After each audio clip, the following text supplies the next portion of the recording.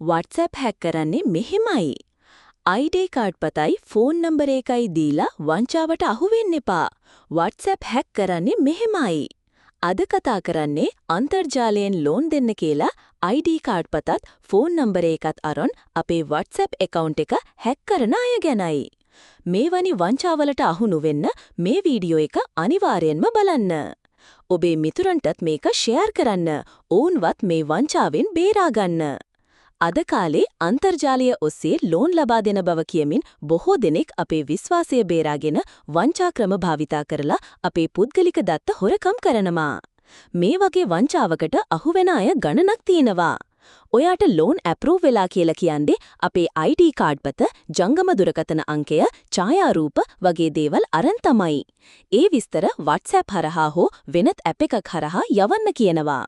ඒ වගේ විස්තර දුන්නාම ඔවුන්ට අපේ WhatsApp account එක හැක් කරන්න පුළුවන්.